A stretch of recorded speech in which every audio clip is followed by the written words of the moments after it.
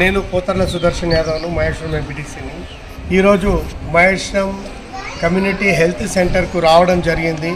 ఇక్కడ ఏదైతే డాక్టర్స్ కొరత ఉంది, హాస్పిటల్లో సరైన వైద్యం అందిస్తలేరని ఏదైతే ఇక్కడ కంప్లైంట్స్ వచ్చినాయి కాబట్టి ఇక్కడికి రావడం జరిగింది. హాస్పిటల్ విజిట్ చేయడం జరిగింది.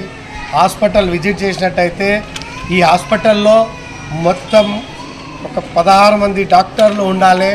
అందులో 2 మాత్రమే వర్కింగ్లో ఉన్నారు.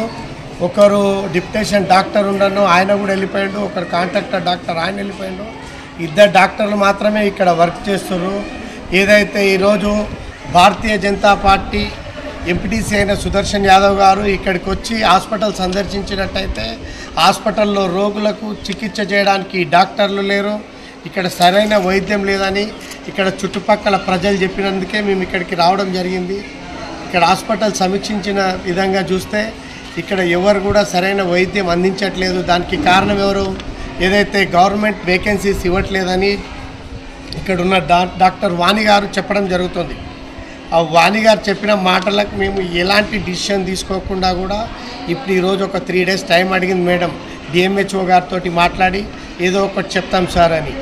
ఏవైతే లేని ఎడల ఏదైతే ఇక్కడ ఉండాల్సిన స్టాఫ్ 16 మంది స్టాఫ్ డాక్టర్స్ ఉండాలి, ఆ డాక్టర్స్ ఇక్కడ లేరు. 2 డాక్టర్స్ మాత్రమే వర్క్ చేస్తున్నారు.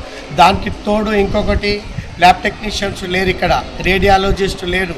మిగతా స్టాఫ్ కూడా ఇంకెంతమంది, ఇంకొక 5 మెంబర్స్ ఉండాలి, వాళ్ళు కూడా లేరు. ఇక్కడ ఎవరు లేని విధంగా ఈ సమస్యలన్నీ తలెత్తుకునే సారని డాక్టర్ చెప్పడం జరుగుతుంది. ఏదైతే దీన్ని తొందరగా గవర్నమెంట్ చర్య తీసుకొని ఇక్కడ డాక్టర్స్ని డిప్యూటేషన్ మీద ఇస్తారా లేకపోతే పోస్టింగ్ ఇస్తారా అనేది సమస్య కాదు. ఇంత పెద్ద హాస్పిటల్ కట్టుకున్నది ప్రజలకు వైద్యం అందించడం కోసమే కాబట్టి గవర్నమెంట్ తక్షణమే చర్య తీసుకొని ఇక్కడ డాక్టర్స్ రిక్రూట్ చేయాల్సిందిగా డిమాండ్ చేస్తున్నాము. లేని ఎడల ఖచ్చితంగా ఇక్కడ ఒక వారం తర్వాత డాక్టర్స్ని రిక్రూట్ చేసి సరైన వైద్యము ప్రజలకు అందించని ఎడల ఇక్కడ ధర్నా కార్యక్రమం నిర్వర్తించడం జరుగుతుందని భారతీయ జనతా పార్టీ హెచ్చరించడం జరుగుతుంది.